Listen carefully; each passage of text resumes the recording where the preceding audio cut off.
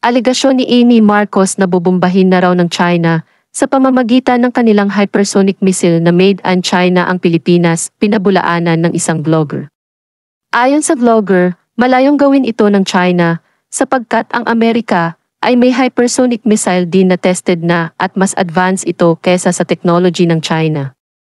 Ang hypersonic missile ng Amerika ay lumilipad sa pagitan ng 1-0 Mach at 20 Mach speed of sound. Isa pa, may nakastall na ring mid-range capability missile system dito sa Pilipinas na nagsisilbing Iron Dome na kagaya ng nasa Israel. Kung sakali man daw na totoo ang planong ito ng China, ito ay desperate plan nila na mauwi sa suicide plan sa panig ng China sapagkat pagkatapos na gawin nila ito at tiyak na sila naman ang madudurog dahil pagtutulungan ang China ng Allied Forces kaya hindi kailanman isusubo ng China ang kanilang bansa sa kapahamakan. Hindi tanga ang China para gawin ang sinasabi ni Amy Marcos kaya sa pagkakataong ito ay napahiya ang super ate ni Inday Sara. Sa palagay ko, wala nang pagbabago ang taong ito kaya sana ay wag na nating iboto ang ganitong klase ng tao na bukod sa traidor na sa kapatid ay traidor rin sa bayang Pilipinas. Panoorin po natin ang video at sana ay pagtiyagaan na ninyo ito dahil medyo mahaba pero marami po kayong matututuhang tama. Salamat po mga katropa. Alam niyo bang ang Amerika, mga kaistorya, ay nagpalipad po ng isang high-tech na missile? Live po yan ha. At yung missile na yan, mga kaistorya, ay kaka-develop po lang yan. At yan po ay isang hypersonic missile na ang bilis po niyan, sabi sa mga na-research ko, ay Mach 15 to Mach 20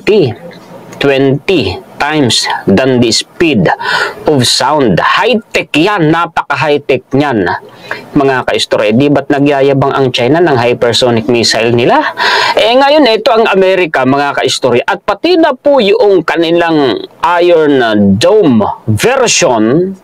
Alam niyo ba pong protektado niyan ang Pilipinas? At yan mismo ay nakadeploy dito po sa Pilipinas. Oo, totoo yan, mga kaistorya. Pag-uusapan natin ang topic na ito ngayon dahil po doon, mga kaistorya, sa sinabi ni Senator Amy Marcos na ang Pilipinas daw po ay natututukan na ng 25 hypersonic missile ng China. Itong si Senator Amy Marcos, oo, tinatakot ang mga Pilipino eh. At matatawa kayo sa source po ni Senator Amy Marcos dun sa sinabi niyang yun na impormasyon. Alam, maharlika na din po eh. Alam naman natin, si Senator Amy Marcos ay yan po ay anti-America at pro-Duterte yan. Kaya nga ako, habang tumatagal na pinagmamasdan ko ang mga statement nito ni Senator Amy Marcos. Para bagang gusto kong sabihin na siya nga ay isang pro-China eh. Pakishare po at pakilike, mga kaistorya. Alamin natin ngayon yung possibility ng sinasabi ni Senator Amy Marcos. Sinasabi ko sa inyo, matatawa kayo sa source po ni Senator Amy Marcos. Oo.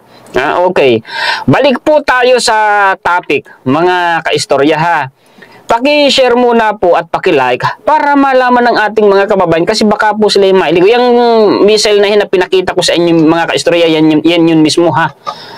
AGM po yan. Hypersonic missile po yan. Yan yung pinaka-high-tech ngayon ng ng American na hypersonic missile. Yan po ay ikinakarga nila sa B-52 Stratofortress bomber, yung pinakamalaking warplane ng Amerika, ng makina niyan, 8. Yan po yan, yung nakikita ninyong lumilipad na yan. Yan po yan. Okay, ito na yung mga referensya po natin. Pakishare po at pakilike. Babasahin ko sa inyo, of course, gaya po ng dati, tapos ipapaliwanag natin, gagawan po natin ng komentaryo, ng reaction, ng paliwanag. Po. Salamat sa mga nandito na kanina pa po nakaantabay sa inyong lingkod. Pasensya na kayo. Kasi alam nyo naman, ang akin pong mga referensya ay niriripaso ko po talaga muna yan bago ko ihatid sa inyo para makasiguro tayong lihitimo, na hindi natin kakapulutan ng maling impormasyon. Po. Ayan na. Ito pong sabi dito, test pa lang. Mga kaistorya. Pero ang totoo nito, fully developed na po ito. Oo. ito po ay iniarmas na nila sa kanila pong B-52 Stratofortress, yung sabi ko kanina na pinakamalaking warplane ng Amerika. US test hypersonic missile from China Watchtower. Natural, nagmamanman yan si China, nagmamasid dyan. Wala naman siyang magagawa. Kung sila nga di ba? Latest pa po ito, March 2020-24 po ito, mga kaistorya Ang sabi po dito, basahin natin ha. For the first time, sa unang pagkakataon, the US has conducted a live fire test. Live, mga kaistorya, talagang may pinasabog na area, test, live fire of a hypersonic weapon in the Asia Pacific. Diyan po sa likod ng bakuran ng Pilipinas. Sa Pasipiko, sa may Guam po yan. Oo, a B-52 bomber took off from Guam on Sunday morning before launching the missile dubbed the AGM. Yan po yun. AGM-183A Air Launch Rapid Response Weapon or ARRW. Alamin natin, mga kaistorya. Ito pong kung anong klase ba itong AGM-183 ARRW na ito. Palakihin ko nga para mabasa ninyo, maliit pala The AGM-183 ARRW is based on hypersonic glide vehicle technology derived from the Air Force and Defense Advanced Research Projects. Kung hindi ako nagkakamali, Lockheed Martin yata ang gumawa nito. Ang sabi dito, mga kaistorya, known as the Tactical Boost Glide, a fragmenting glide vehicle is launched from a conventional rocket or more precisely a solid rocket motor booster to the upper atmosphere, so on and so forth. Kasi baka kayo ay mainip, mga kaistorya. So, talon ako dito, mga kaistorya, sa isa pang reference. Actually, may Wikipedia dito. Kaya lang alam naman natin, mga kaistorya, sa Wikipedia kasi alam naman natin na yan po ay kahit sino pwedeng mag-edit. Pero siyempre, sinamahan ko na rin po ng isa pang referensya. Ito po yan, mga kaistorya. Sorry, na ikis ko. Pero legit naman po ito, mga kaistorya. The AGM-183 had claimed maximum speed of more than 15,000 miles per hour, 24 km per hour, Mach 20, napakabilis po nun, mga kaistorya. Napakabilis nun.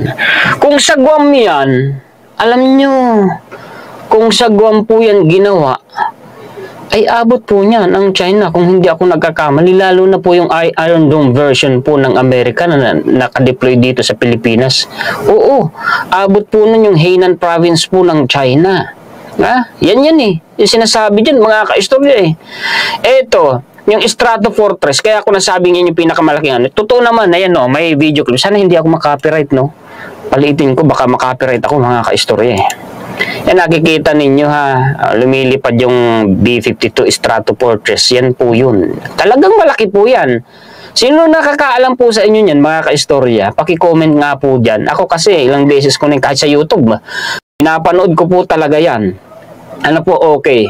Basahin natin kung ano ba yung na yan.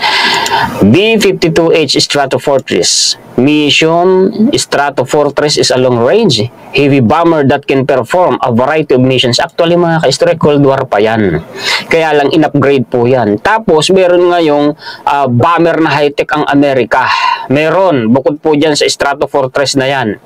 The bomber is capable of flying at high subsonic speeds at altitudes of up to 50,000 feet. Ang taas, It can carry, tingnan ninyo, pwede siyang magdala ng nuclear or precision-guided conventional ordnance with worldwide bomba. Features: in a conventional conflict, the B-52 can perform strategic attack, close air support, air interdiction, offensive, counter-air, and maritime operations. Uunahin ko muna itong sa mga hypersonic missile na ito bago natin puntahan si Senator Amy Marcos Kasi gusto kong maintindihan ninyo na yung sinasabi ni Senator Amy Marcos mababaw. Nadidismayan ako kay Senator Amy Marcos. Totoo kaya, mga kaistorya? Yung sinasabi ng mga netizens, maging kayo, nababasa ko ang comment ninyo, na itong si Senator Amy Marcos, maging sa JC ng mga content creator, na kinabibilangan ko. Ito Ito si Senator Amy Marcos daw ay ang laki daw po ng inggit. Ang laki daw po ng tawag dito mga kaistorya. Parang ano siya insecure kay PBBM. Well, kasi nga naman daw, parang hindi niya matanggap na kung sino pa yung bunso, yun pa ang naging presidente at hindi siya. Totoo kaya? Ano kaya sa palagay ninyo? Comment nga kayo, mga kaistorya. Eto, yung kanina, mga kaistorya, ano ko kasi, na tawag ko dito, yun pong missile launcher ng Amerika dineploy dito sa Pilipinas. Yung naikis ko kanina, sayang. Bakit ko kasi naikis? Pero anyway, nandito pa rin mga kaistorya sa isang referensya. Dineploy ng Amerika dito sa Pilipinas.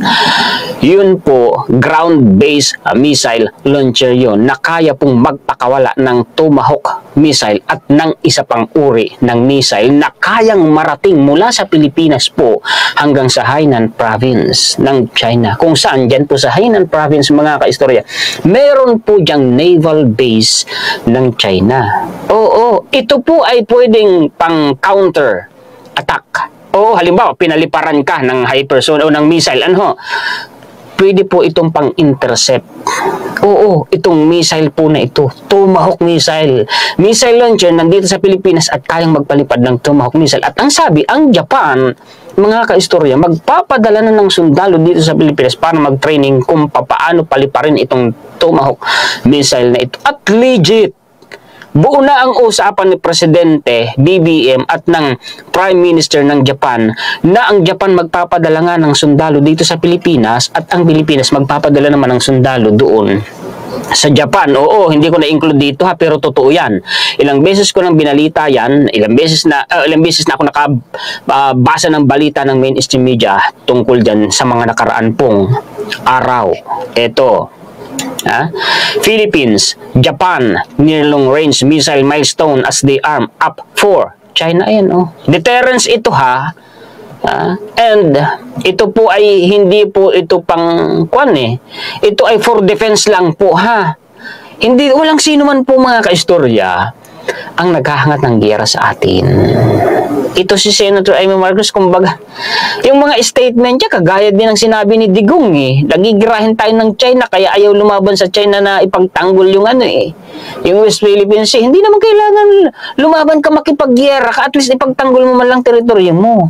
Pag natakot tayo sa sinasabi ni Senator Amy Marcos na anong gusto, iwanan lang natin ang West Philippine Sea, palayasin natin ang EDCA, o diswerte naman ng China. Ay di lalo na po mga kaistoryang lumakas ang loob niya ni China at lalong nagtagumpayan si China sa pagkamkam ng ating maritime territory. Totoo yun ang posibleng mangyari. Kaya ito, nakakadismaya na ito si Senator Amy Marcos Sabi nga dun sa GC namin, mga kaistorya ng mga content creators, sinira na ni Senator Amy Marcos ang kanyang sarili sa mga Marcos supporters. Palagay ko ito totoo. Kasi nga, ako na lang na ito. Iisa lang ako Iisa lang ako. Dismayado na talaga ako sa kanya. Grabe na talaga pagka-dismaya ko sa kanya, mga kaistorya. Paano pa kaya kayo na milyon-milyon kayo ng mga Marcos supporters? Di ba, mga kaistorya? Naalala ko na naman yung sinabing fake loyalist daw ako. Nakakalungkot lang. Minsan yung kasamahan mo pa sa iisang layunin, yun pa mismo ang gustong sisira sa'yo. Pero mabuti lang, hindi nagtagumpay kasi kilala nyo naman ako. Since 2019 pa, wala pa sila. Andyan na ako, nagbablog na ako. Ang tinatakil ko na dinidiscuss ko na tungkol sa mga magagandang bagay at pamana na nagawa ni Pangulong Marcos Sr. Kaya hindi nila ako nagawang siraan sa inyo Nabanggit ko lang, naalala ko lang, mga kaistorya. Basahin ko, eto. By the end of March, ano nang buwan ngayon? Hindi lang ito alam ng mga Pilipino The Philippines expects to have its first BrahMos. Nangyari na, nandito na nga yan, mga kaistorya, di ba? With China increasingly aggressive around Philippine and Japanese territory, those two U.S. allies are nearing important milestone in their plans to invest in new missiles that will extend the reach of their militaries in the Western. Yan yung mga kaistorya. Missile development pa. The two countries are hardly alone in this approach. Beijing's actions abroad in its missile development at home as well as similar moves by North Korea. Yun nga Yun nga ang dahilan kaya po tayo'y nagpapalakas at walang sino mang bansa na hindi naman nagpapalakas siyempre. Yung Switzerland nga, kung hindi ako nagkakamali, neutral yan, pero nagpapalakas din Paano pa kaya tayo, mga kaistorya, di ba? Tingnan ninyo, by the end of March, the Philippines expects, anong buwan na ngayon ha? July na ngayon, ilang buwan na ang nakaraan ha? Ibig sabihin, nangyari na to, natupad na to. To have its first BrahMos missile, totoo nga, nandito na yan. In Japan, ito na, plans to begin training its personnel to operate Tomahawk missiles. Yeah, Tomahawk missile mga kaistorya. Ano ba ang Tomahawk missile? Basahin natin kung ano ang kakayahan ng Tomahawk missile na ito. Modern, mature, powerful. The Tomahawk cruise missile is a precision weapon that launches from ships, submarines, and ground launchers. Meron po tayong ground launchers dito. Missile launcher po dito sa Pilipinas na kayang mag-fire ng Tomahawk missile. Dinala po ng Amerika dito sa Pilipinas. Nakadeploy na po dito. And can strike targets precisely from 1,000 miles away, even in heavily defended airspace. Ilan ba ang distansya ng Hainan province na yan from Philippines? Ito, ni-research ko rin Isipin po ninyo, 1,337 kilometers lang. O sabihin mo pang 1,400 kilometers. Ay yung range po na kayang maabot ng Tomahawk missile ay 1,000 miles. I-convert mo sa kilometer, mahigit po yung 1,600 kilometers. Kayang-kayang marating. Ito po ang Hainan province para po makuan po Hainan or Hainan province, may naval base po dyan, may mga submarine dyan na nakaparada ang China. Ito ang Pilipinas. Kayang-kayang marating mga kaistorya mula dito sa Pilipinas hanggang dyan. China na yan, kayang-kayang marating ng Tomahawk missile. Ganda lang nangyayari ngayon sa administrasyon ni PBBM. Okay, balik tayo dito sa Tomahawk missile. Block 14 kasi may iba't ibang version. Itong Block 5, mas mas updated version po ito.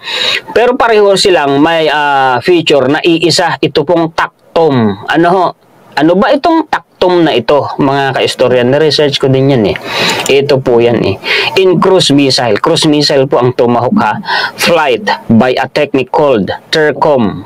Terrain countermatching. Ano ba yun? Using contour maps stored in the system computerized memory. The air-launched cruise missile had a length of 6.3 meters. 2 metro. Ang isang basketballista na napakatangkad. Ipalagay mo meaning mga kaistorya, 3 tao, ganun kahaba itong Tomahawk missile. It was designed for deployment in the V-52. Okay, balik tayo. Ano ba yung TACTOM na tinatawag, mga kaistorya? Or yung terrain contour matching. Ibig sabihin, may naka-stored mga kaistorya na memory ng mapa dyan po sa Tomahawk cruise missile. At ang sabi mga kaistorya ganito kontrolado via computer, via GPS din, via satellite. Kung may naka-store dyan na mapa ng target dyan po sa Tomahawk cruise missile na yan, hindi siya maliligaw. Precise ang kanyang target. Precise, tatamaan niya yun, mga kaistorya. At ang sabi pa, sa na-research ko, itong Tomahawk missile na ito, pwede diyang mag-store ng 2 mapa ng target o higit pa. Pwede daw po itong magpalit. Real time pag pinalipad na, pwedeng magpalit ng target. Oo, ganun ka-high-tech po itong Tomahawk missile na ito. Ulitin ko, may ground missile launcher po dito sa Pilipinas from America, nakadeploy dito na kayang magpalipad ng Tomahawk missile. At yan nga po yung inalmahan ng China. Ginawan ko ng content yan, umalma ang China dyan. Meaning, kapag umalma ang isang bansa, nababahala yan. Alam kasi nila yung kapasidad at kakayahan nitong Tomahawk missile na ito.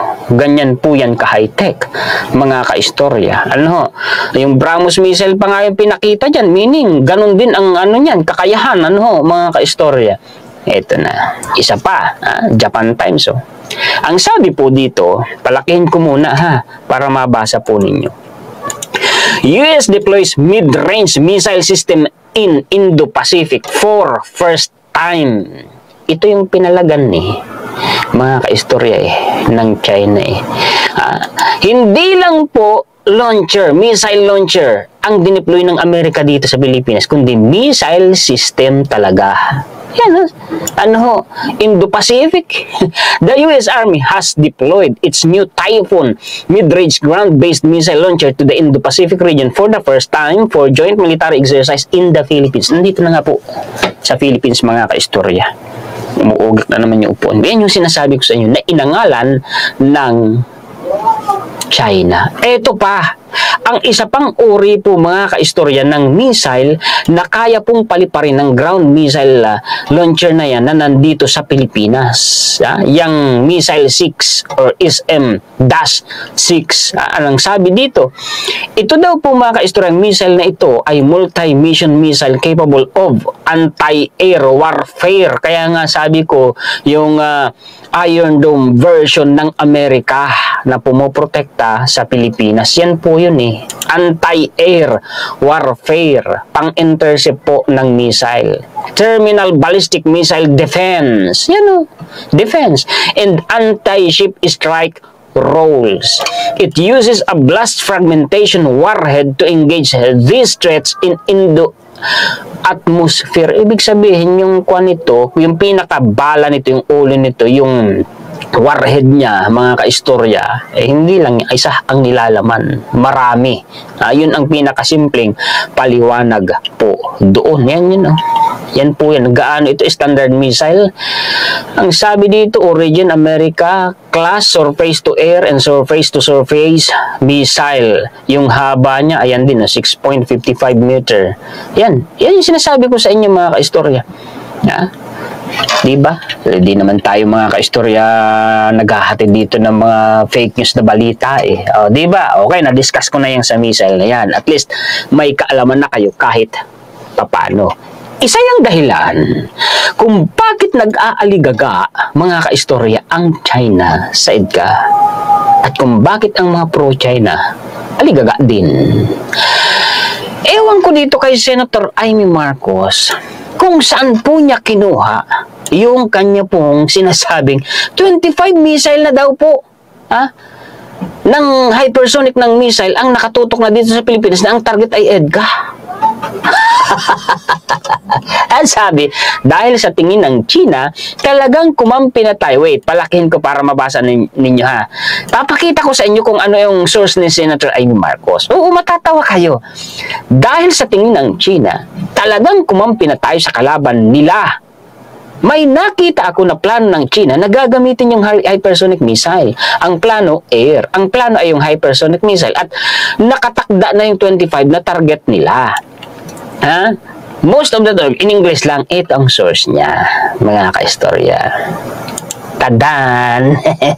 Philippine Senator makes TikTok claims about China missile plans. May napanood daw po kasi siyang video sa TikTok at sa Facebook na ganoon ang sinasabi. Kala ko ba kaming mga vlogger pinagtatawanan? Kasi may mga politiko nga na nagsasabi na mahirap ikang manood, magpapaniwala sa social media. Neutral lang pinatutungkulan, mga influencers, unang-una na, diba? Bakit ito, senador, naniwala sa napanood na video sa Facebook or sa TikTok? Na-verify niya ba yung veracity ng sinasabi doon?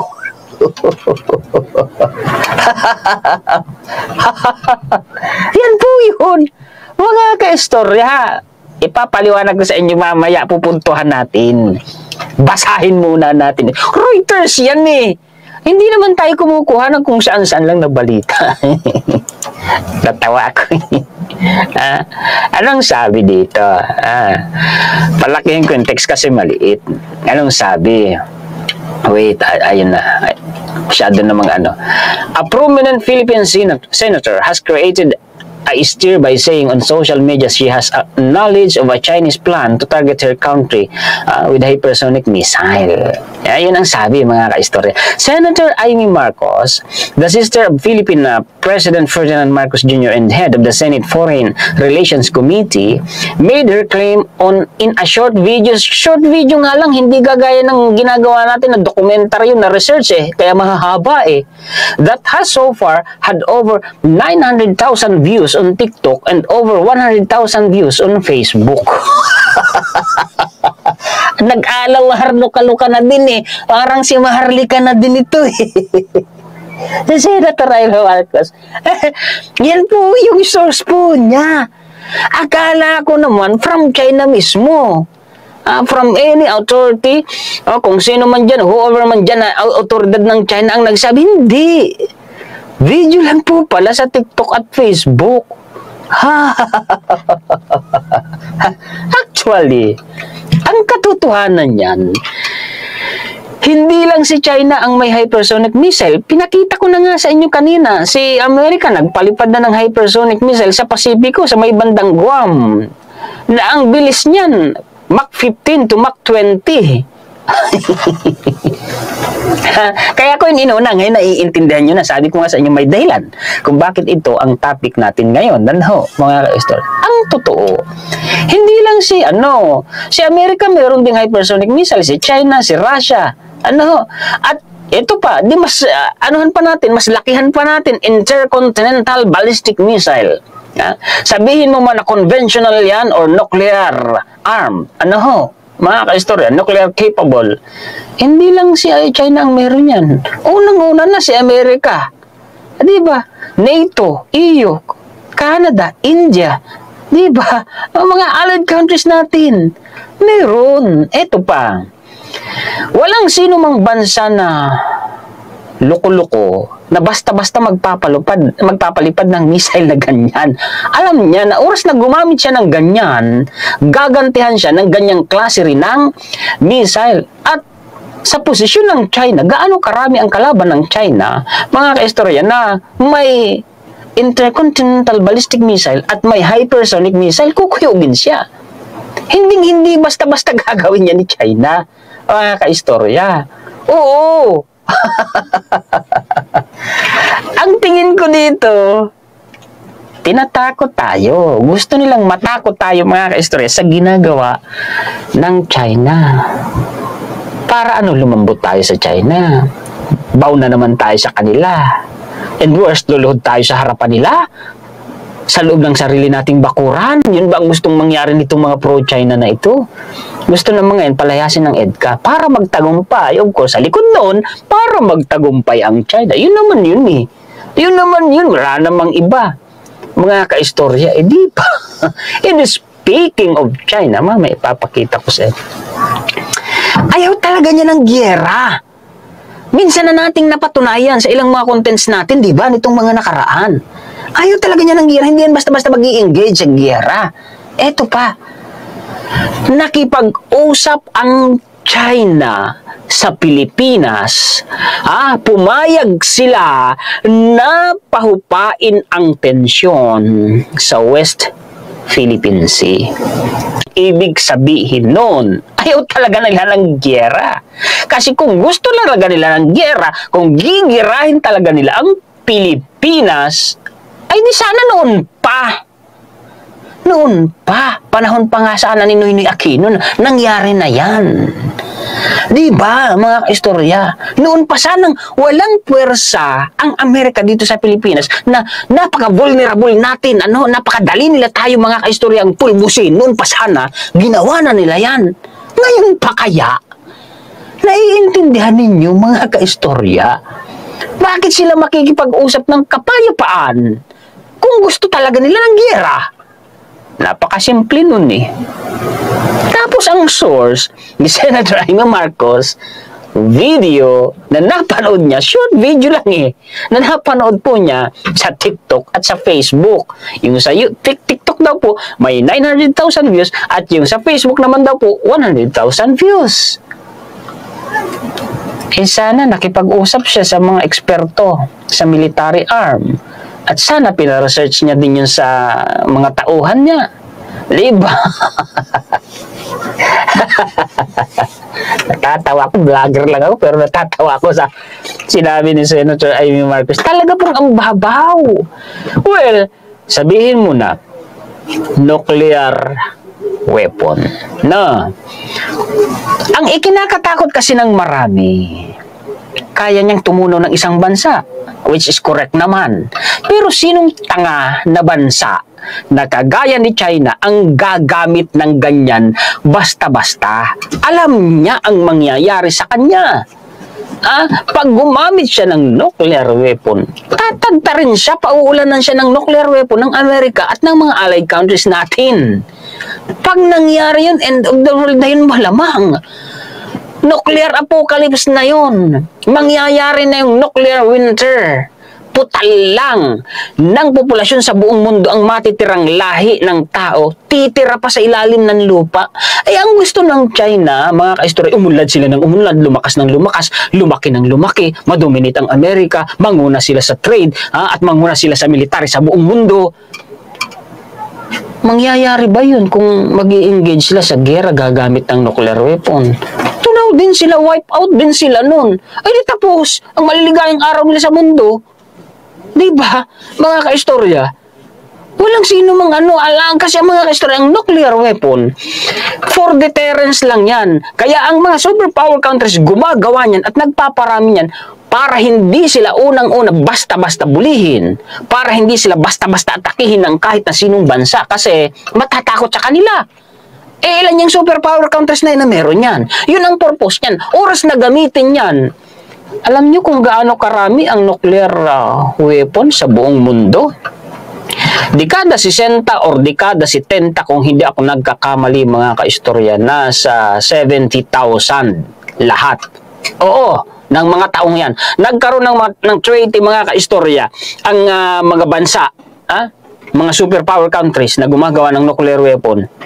Sa panahon niya ni Ronald Reagan, kung hindi ako nagkakamali, may napanood kasing movie si Ronald Reagan at nagdulot yun sa kanya ng masyadong pagkabagabag tungkol sa nuclear weapon. Yun ang naging simula para mag-usap ang mga superpower countries na bawasan, i-disarm ang mga nuclear weapon nila. Bumaba, kumunti, ang laki ng ibinaba. Kung hindi ako nagkakamali sa mga panahon na ngayon, nasa more or less 12,000 nuclear weapon na lang yung active sa buong mundo. Kung hindi po ako nagkakamali, correct me if I'm wrong. Pero tingnan mo, sa numero na yan, pasabugin mo lahat yan. Sabi nga, 3 nuclear weapon lang tunaw ang buong Luzon Oo, ganun kahit yan. Paano pa kaya yung 12,000? Wala, wipe out ang mundo niyan. Mga kaistorya, sinong tangang bansa ang basta-basta gagamit niyan? Diba? Gugustuhin ba ni China na mangyari yan? Wipe out sila. Bagsak sila. Ang taas-taas ng ambisyon nila. Purnada lahat ng ambisyon nila. Walang saysay. Hindi gagawin niya ni China. Maniwala kayo dyan. Kalukuhan niya. Sinasabi na ni Senator Amy Marcos, tinatakot lang niya ng mga Pilipino. Tingnan yung mga sinasabi na ni Senator Amy Marcos, kapareho ng mga sinasabi ni Digong. Tinatakot ang mga Pilipino. Diba? Para Para maduwag tayo. Para wag na lang ipagtanggol ang West Philippines sa China para payagan na lang natin. Yan naman ang kalukuhan Talaga nga kayo di ako pabor dito. Sa sinasabing ito ni Senator Amy. Ang babaw po talaga. Huwag kayong basta maniwala dyan sa sinasabi na ni Senator Amy Marcos. Ito pa, ang isa pang balita.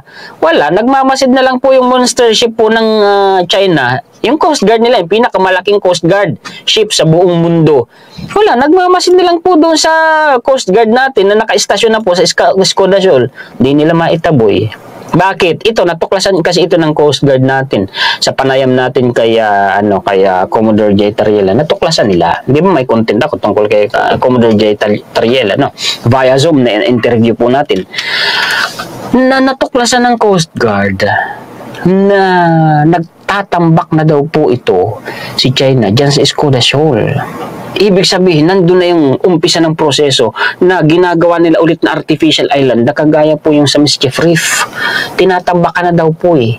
Ang ginawa ng Coast Guard natin, nag-istasyon na sila doon ng barko talaga. Dinagdagan pa nga ngayon eh. Kung dati, yung BRP Teresa Magbanwala, ngayon kung di ako nagkakamali, 4 na eh. Wala, yan paligid-ligid yan, yung monster ship na yan ng China. Hanggang dyan sa may Pag-asa Island, hanggang sa may El Nido, Palawan. Pero wala siyang nagawa, hindi niya maitaboy oh. Kung talagang iyo yan, alam mo ang gagawin mo, kagaya ng ginagawa ng Pilipinas, hindi ka papayag. Oo, ay bakit? Hindi nila maitaboy. Alam nilang hindi kanila, alam nilang inaangkin lang nila. Wala, nagmamasid na lang, tinitingnan, hindi nila maitaboy. Diba? Sabi ko sa inyo, hindi sasabak sa giyera eh. Papapaniwala yung mga nagpapaniwala dyan kay Senator Amy Marcos. But of course, wala namang ibang maniniwala sa kanya kung hindi yung mga kwanidigong, di ba? China, eto na, isa pang patunay. Nang China, hindi yan mga kaistorya basta-basta mag-i-engage sa giyera. Maging si Amerika, ano ho? Ang sabi, China, United States cannot afford conflict, Chinese Foreign Minister. Ito na, yan, kaya fake news ito si Senator Amy Marcos. Foreign Minister mismo ng China ang nagsabi na ayaw nila ng giyera. Fake news talaga to, si Senator Amy Marcos eh. Reuters po ito ha. February 18, 2017 pa lang, sinabi nila, panahon pa ni Digong eh. Ayan o. Noon pa sinabi na eh. Sana kung nagre-research sila, di nalalaman nila, di ho ba, mahaba na naman tuloy biguti ko. Ano sabi dito? Mga kaistor, palakihin ko ha. Foreign Minister mismo ng China, gobyerno mismo ng China ang nagsabi eh. Nagpapapaniwala sila dyan ha. Ang sabi, China, dito tayo sa first paragraph. There would be no winner from conflict between China and the United States. Chinese Foreign Minister Wang Yi warned on Tuesday, seeking to dampen tension between the two. Gusto nga niyang China, mga kaistorya, noon pa, napalamigin ang tensyon. Di ba? Relations between China and United States have soured, so on and so forth. Si Trump ang ano niya, kung di ako nagkamali. But China is committed to peace. Ayaw nila ng gera. Wang said after meeting Australia's Foreign Minister Julia Bishop, there cannot be conflict between China and the United States as both sides will lose and both sides cannot afford that. Ayaw noon pa. Si Digong, di ba? Statement din ni Digong. Pareho ng sinabi ni Senator Amy Marcos ngayon. Panahon ni Digong, nung nakaupo siyang presidente, hindi nga daw niya isusubal ang mga sundalo niya. Kasi di nga daw natin kayang lumaban sa China. Pag ginira-ika tayo ng China, wala tayong laban. Gamit ng hypersonic missile, 17 minutes, kung di ako nagkakamali. Pwede na nila tayong pasabugin. Yun sabi. Di mo naman kailangan makipag-gera para ipagtanggol bang West Philippines. Ngayon, inulit na naman ni Senator Amy Marcos, atakihin na ka ang Pilipinas na 25 sites. Yung mga EDCA na yan ng hypersonic missile ng China ang source. Short video sa TikTok at saka sa Facebook. Ay, noon pa. Panahon na ni Digong, sabi ni Digong, gigirahin tayo ng China pagkakataon, kaya hindi natin kayang lumaban, hindi niya isusunod na sundalo. Sabi naman ng China, panahon din ni Digong, ayaw nila ng gera. Di ba? Kaya fake news yan eh. Kaya kayo, huwag kayong basta-basta magpapapaniwala sa mga pro-China, mga kaistorya. I think pro-China si Senator Amy Marcos. Kasi given, alam nating lahat, may trauma sa Amerika, kaya anti-American. Hindi pa siguro siya nakakalimot. Iba na ang sitwasyon noon kaysa ngayon. Ang laki na ng pagkakaiba. Plus factor pa na siya ay pro Duterte. Diba? Na-debunk ng isang vlogger lang na kagaya ko. Vlogger lang po ako. Kaya kayo, tama yung ginagawa nyo, nanonood po kayo sa mga content na gaya nito na base sa mga lehitimong research para hindi kayo maligaw. Ano po, kaistorya, eto pa, pagkatapos ng lahat na inaaway mo, kapatid mo, kinokontra mo lagi, yung mga statement mo nakakasira sa kapatid mo, pagkatapos ng lahat sa 2025 senatorial election, kakapit ka din pala sa administrasyon ng kapatid mo. Ano yun? So, kailangan mo rin pala ang impluensya at tulong ng kapatid mo tapos ganyan ang ginagawa mo.